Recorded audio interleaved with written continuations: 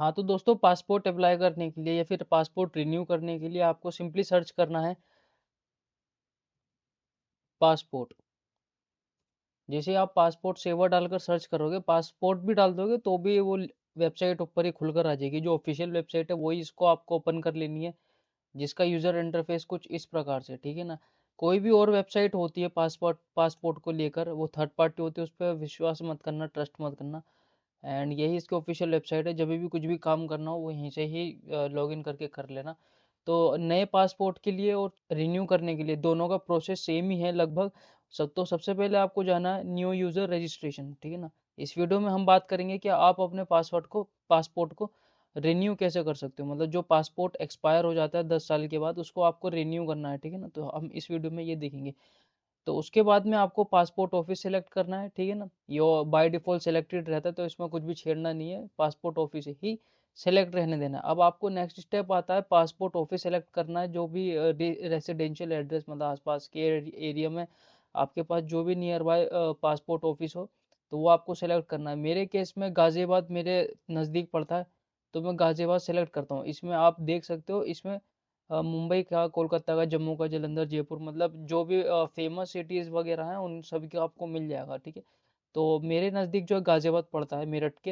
And बाकी यहाँ पर आपको जो है गिवन नेम देना है, ठीक है। जिस बंदे का भी आप पासपोर्ट बनवा रहे हो, उसका आपको first name and middle name, यहाँ पर राइट में देख सकते हो, first name plus middle name, वो आपको इधर फिल कर देना है अच्छे से। जो डिटेल्स आप फिल करोगे वो बिल्कुल आधार से मैच होनी चाहिए, क्योंकि बाद में आधार वेरिफिकेशन, मतलब डॉक्यूमेंट्स वेरीफाई होते हैं, तो वो मैच होनी चाहिए, नहीं तो फिर वो वेरीफाई नहीं कर पाते। आधार के अकॉर्डिंग जो डिटेल्स है वही बिल्कुल सेम टू सेम फिल करो। इस रिन्यू पासपोर्ट के केस में जो इस लेडी का नाम है वो फर्स्ट नेम है सिर्फ, अपने पास मिडिल नेम नहीं है और अपने पास सर नेम भी नहीं है। तो कोई दिक्कत नहीं है, आपको फर्स्ट नेम में ही आपको सिलेक्ट, मतलब फिल कर देना सिंगल नेम, कोई दिक्कत नहीं, यही मैंडेटरी है। एंड सरनेम को आप ब्लैंक छोड़ सकते हो, ठीक है ना, क्योंकि आधार कार्ड पर नहीं है, तो इसमें भी कुछ अलग से फिल आउट करने की जरूरत है नहीं। देन उसके बाद में आपको डेट ऑफ बर्थ सेलेक्ट करनी है, बिल्कुल सेम जो आधार पर है। एंड देन उसके बाद में आपको एक ईमेल प्रोवाइड करा देना है, जिस पर आपको वेरीफाई करना पड़ेगा, वो मैं आपको बता दूंगा। तो ईमेल प्रोवाइड आपको करना है। तो सिंपली मैं ईमेल इधर फिल आउट कर देता हूँ। Do you want your login ID to be same as email ID? तो मैं यस कर देता हूँ। तो चेक अवेलेबिलिटी पर आप क्लिक करोगे तो हाँ, ये ईमेल आईडी जो है वो अवेलेबल है। इसका मतलब यह है कि जो आपने ईमेल आईडी प्रोवाइड करी है, ठीक है, तो वो आपकी जो है ईमेल आईडी हो जाएगी। जब आप नेक्स्ट टाइम लॉगिन करोगे किसी भी वजह से या कोई सी भी स्लिप वगैरह निकालने के लिए, तो लॉगिन आईडी जो है वो आपकी सेम बिल्कुल ईमेल आईडी हो जाएगी, ठीक है। देन उसके बाद में आपको नेक्स्ट, इसमें आपको पासवर्ड बना लेना अपने अकॉर्डिंग अच्छा सा, जो थोड़ा सा हार्ड हो, ठीक है। तो यहाँ पर मेरे केस में मैं बना देता हूँ, आपको जो ठीक लगे आप वो बनाना। पासवर्ड डालने के बाद में वही कंफर्म पासवर्ड डालने के बाद में आपको नेक्स्ट आना है नीचे हेंड क्वेश्चन पर। इसमें आपको सेलेक्ट करना है एक क्वेश्चन, कुछ भी। बस सिटी आप चूज कर लेना, ये आसान होता है कि भाई बस सिटी में कौन से सिटी में पैदा हुआ हूँ, तो वो आपको इधर आंसर में दे देना है। ये आपका इन फ्यूचर अगर आप फॉरगेट करते हो कोई चीज़, तो ये उसमें काम आता है। सिंपली आपको जो है नीचे जाकर कैप्चा फिल कर देना है। आपको कैप्चा फिल करने के बाद में रजिस्टर कर देना है सिंपली, ठीक है। आप सेव करना चाहो सेव कर लेना, वो आपके अकॉर्डिंग।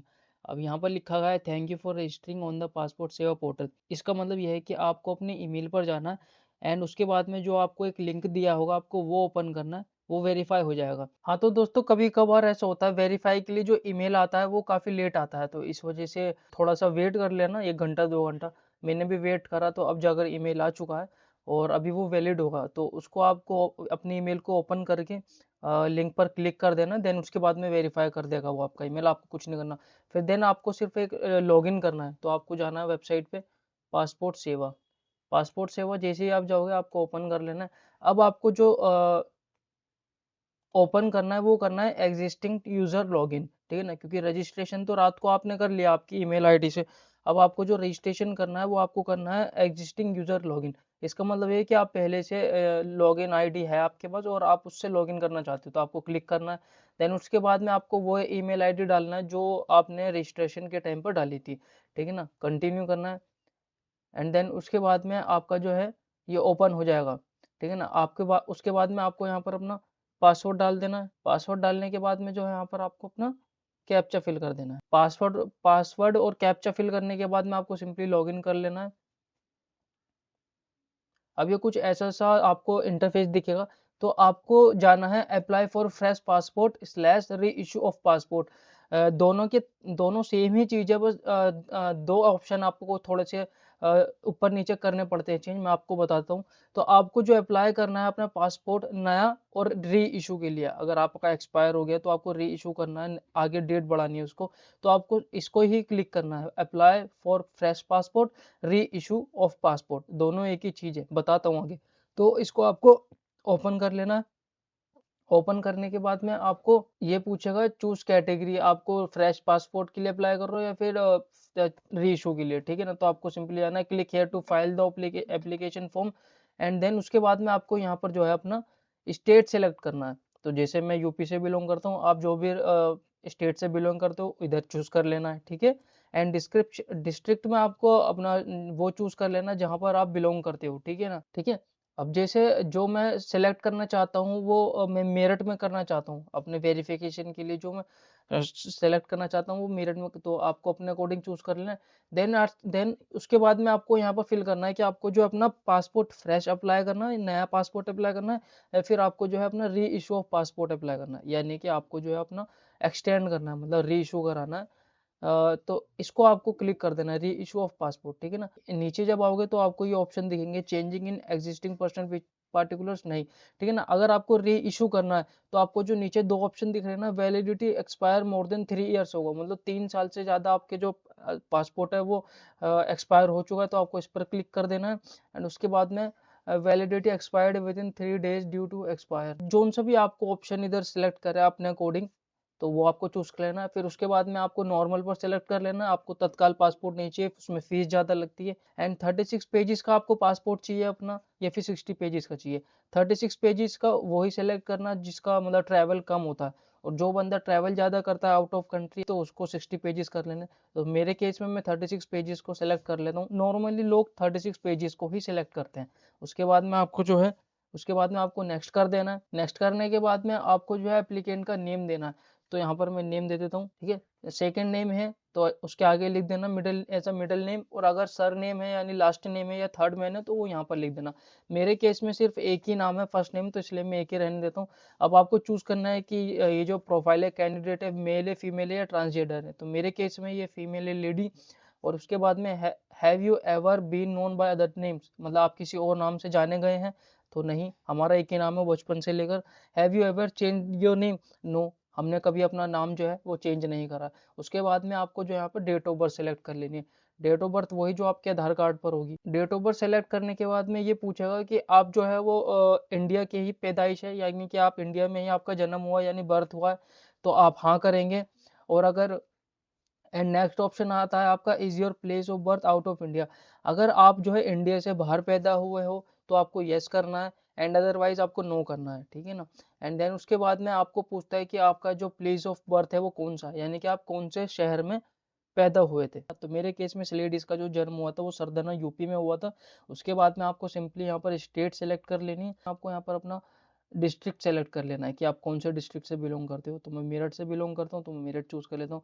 मैरिटल स्टेटस क्या है कि आप मैरिड हो या फिर अनमेरिड हो। एंड उसके बाद में आपको इधर चूज करना है कि आपका जो सिटीजनशिप है इंडिया में वो जन्म से ही है या फिर आपने रजिस्ट्रेशन कराया। एंड नेक्स्ट ऑप्शन आता है आपका एम्प्लॉयमेंट टाइप, ठीक है ना। पैन कार्ड को अगर आपके पास है तो अप्लाई वो फिल कर देना, वोटर आईडी कार्ड है तो वो भी फिल कर देना, लेकिन ये मैंडेटरी नहीं है तो इसको आप ब्लैंक छोड़ सकते हो, कोई दिक्कत नहीं। एम्प्लॉयमेंट टाइप में आपको नीचे जाना है। एंड उसके बाद में आपको जो है अ, यहाँ पर कि ये बंदा जो है क्या करता है, ठीक है ना। तो मेरे केस में ये अदर में सेलेक्ट कर लेता हूँ, ठीक है। जो आपको ठीक लगे, जो भी बंदा आपका जिसके बारे में भी आप अप्लाई करो आप अपने अकॉर्डिंग चूज करना। Is there you is either of your parent case of minus pass a government servant, no, कोई भी गवर्नमेंट सर्वेंट नहीं है, ठीक है। एजुकेशनल एजुकेशन क्वालिफिकेशन में आपको सिलेक्ट करना है कि आप कितने पढ़े लिखे हो, ठीक है ना। एंड उसके बाद में is एप्लीकेट eligible for non ECR category. इसका ईसीआर कैटेगरी का मतलब होता है कि अगर आप पढ़े लिखे हो यानी कि आपके पास 10th क्लास की मार्कशीट है कोई भी बोर्ड से, यूपी बोर्ड से या फिर CBSE ICSE what ever board से आपके पास अगर मार्कशीट है तो आपको यस कर लेना है, एंड अदरवाइज नहीं है तो आपको नो कर लेना है।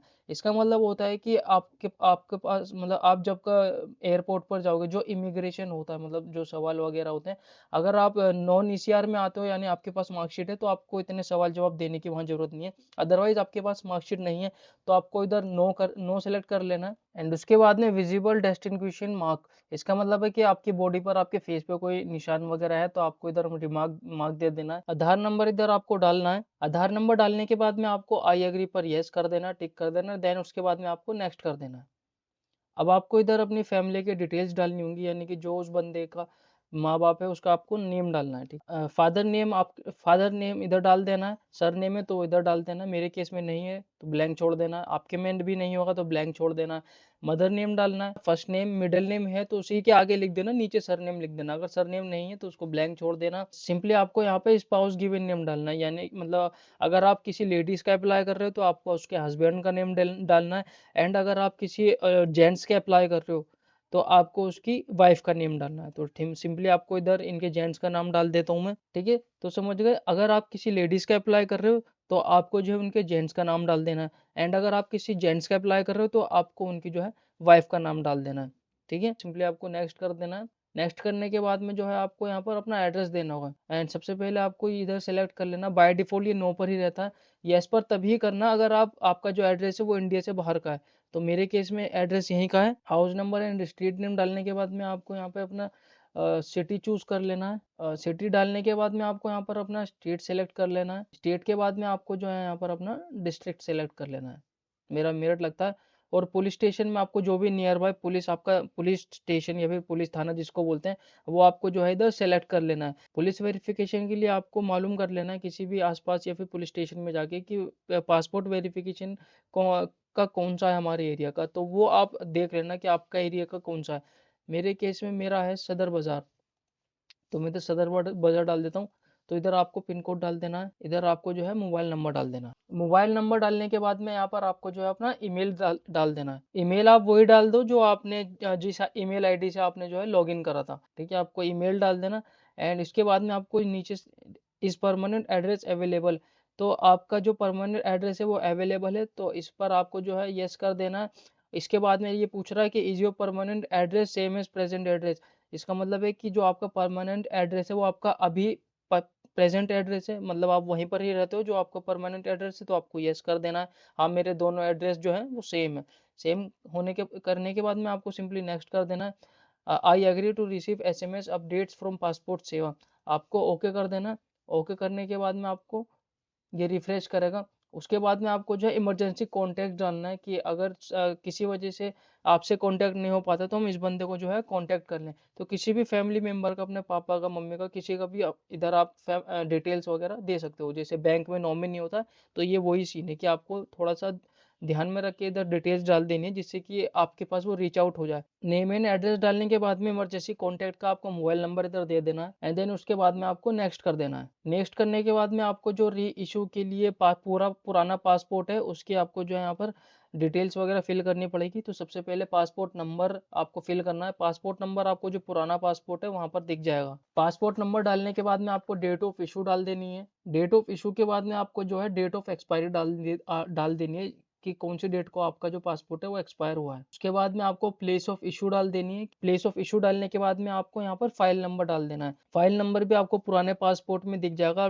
Details of previous current diplomatic official passport, diplomatic passport available है तो आपको इधर अवेलेबल पर टिक कर देना। अगर नहीं है तो आपको जो है डिटेल्स नॉट अवेलेबल, ठीक है ना। आपके पास एक ऑर्डिनरी पासपोर्ट है जो आपका रीशू आपको करवाना है, ठीक है ना। एंड उसके बाद में have you ever applied for passport but not issued, नहीं, इसका मतलब है कि आपने पासपोर्ट इशू अप्लाई करा है और आपका जो पासपोर्ट है वो इशू नहीं हुआ। हमारे साथ अभी तक ऐसा नहीं हुआ कि हमने जो अप्लाई कर दिया हमारा पासपोर्ट जो है इशू नहीं कराया गया। एंड सिंपली उसके बाद में आपको जो है नेक्स्ट कर देना है। सिंपली आपको यहाँ पर क्वेश्चन ये पूछेगा तो उसका आपको आंसर देना है।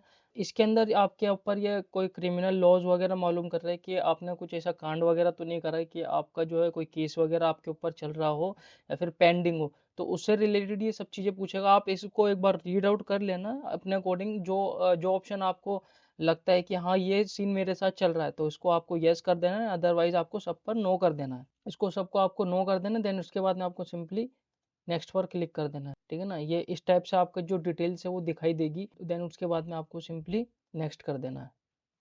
नेक्स्ट करने के बाद में आपको यहाँ पे प्रूफ ऑफ बर्थ में पूछ रहा है कि आप कौन कौन से डॉक्यूमेंट जो है वेरिफिकेशन के लिए यहाँ पर लगाओगे। एंड 2 डॉक्यूमेंट आपको सिंपली इधर सेलेक्ट कर लेने हैं। एक पैन कार्ड जो इशू होता है इनकम टैक्स डिपार्टमेंट से, क्योंकि ये सबके पास होता है pan card, and Aadhaar card भी सभी के पास होता है, तो आपको इधर आधार भी सिलेक्ट कर लेना है। 2 डॉक्यूमेंट आपको सेलेक्ट कर लेने हैं जो आपको जो है वेरीफाई के लिए चाहिए होंगे। देन उसके बाद में आप सिंपली नीचे आओगे, यहाँ पर अपनी प्लेस डालोगे कि आप कौन सी जगह से जो है ये प्लेस कर रहे हो एप्लीकेशन को। एंड उसके बाद में आई एग्री। एंड देन उसके बाद में आपको जो है, आप प्रीव्यू करना चाहो प्रीव्यू कर सकते हो। एंड उसके बाद में सिंपली आपको जो है सबमिट फॉर्म पर क्लिक कर देना है। देन उसके बाद में आपको जो है पे एंड शेड्यूल अपॉइंटमेंट, आपको पेमेंट करनी पड़ेगी और अपना जो है अपॉइंटमेंट डेट फिक्स करना पड़ेगा। तो आपको पे एंड शेड्यूल अपॉइंटमेंट पर जाना है। उसके बाद में आपको स्टेट बैंक इधर सेलेक्ट कर लेना है एंड सिंपली आपको नेक्स्ट पर कर देना है। ठीक है ना। कोई भी अगर आप एक से ज़्यादा बार पेमेंट करते हो तो आपकी रिफंड नहीं होगी किसी भी वजह से। अगर साइट क्रैश होती है और पेमेंट जो है आपके वॉलेट से या फिर आपके बैंक अकाउंट से वो डेबिट हो जाती है, यानी कि कट जाती है, तो आपको थोड़ा सा वेट कर लेना है। वेरीफाई कर देगा ये 1 से 2 दिन के अंदर। सिंपली आपको नेक्स्ट कर देना है। उसके बाद में आपको चूज़ कर लेना है कि आपको कौन सी लोकेशन पर जाना है वेरिफिकेशन के लिए। तो मेरे केस में मैं मेरठ चूज़ कर लेता हूँ। उसके बाद में आपको इधर कैप्चा डालना है। उसके बाद में आपको सिंपली यहाँ पर कैप्चा डालने के बाद में तो आपको सिंपली नेक्स्ट कर देना है। ठीक है, आप इसको एक बार रीड आउट कर लेना।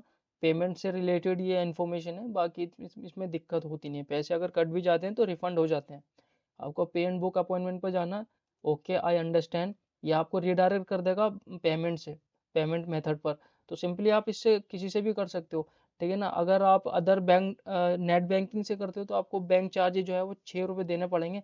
आप क्रेडिट कार्ड से करते हो तो आपको 17.7 बैंक चार्जेस देने पड़ेंगे। एंड अदरवाइज नॉर्मली आपको यूपीआई कर देना। यूपीआई आसान होता है सबसे। उसके बाद में आपको वीपीआई यूपीआई आईडी डाल देना है। इधर यूपीआई आईडी डालने के बाद में आपको कंफर्म पर जाना है एंड उसके बाद में आपको कंफर्म कर देना है। आपके यूपीआई आईडी में एक नोटिफिकेशन आई होगी रिक्वेस्ट को लेकर, तो उसमें आपको जो है पे कर देना है एंड ये खुद ही ऑटोमेटिकली रिडायरेक्ट कर देगा आपको 5 से 10 सेकंड के अंदर। और जब तक रिडायरेक्ट नहीं करता तो आपको कुछ भी छेड़ना नहीं है, पेमेंट कैंसिल नहीं करनी है, कुछ भी नहीं करना। तो पेमेंट होने के बाद में ये आपको 10 सेकंड बाद रिडायरेक्ट कर देगा। तो पेमेंट हमारी जो है सक्सेसफुली हो चुकी है। तो यहाँ पर सिंपली आपको जो है प्रिंट एप्लीकेशन रिसिप्ट कर लेनी है नहीं। और जिस भी कैंडिडेट का ये आपने अप्लाई करा या फिर आपने खुद का करा, तो आपको प्रिंट रिसिप्ट करके वहाँ पर इस डेट को जो हमने सिलेक्ट करी अपॉइंटमेंट डेट को, उस टाइम को वहाँ पर आपको जाना पड़ेगा एंड वेरीफाई अपने डॉक्यूमेंट जो है वो करवाने पड़ेंगे। एंड सिंपली इसको आपको स्क्रॉल करना है, नीचे आना, प्रिंट एप्लीकेशन रिसिप्ट पर जो है क्लिक कर देना। अगर ये ऑप्शन नहीं आ रहा तो आपको कंट्रोल+P करके प्रिंट कर देना है। तो यहाँ पर मैं पीडीएफ सेव कर लेता हूँ एंड उसके बाद में आप इसके साथ जा सकते हो और अपॉइंटमेंट आईडी आपकी इसके अंदर मेंशन होती है। एंड वीडियो अगर आपको अच्छी लगी, इन्फॉर्मेशन अच्छी लगी, चैनल को सब्सक्राइब कर देना। जो भी डाउट वगैरह पूछना हो वो कमेंट बॉक्स में लिख देना, मैं आपको रिप्लाई कर दूंगा। तो मिलते हैं नेक्स्ट वीडियो में। Thanks for watching.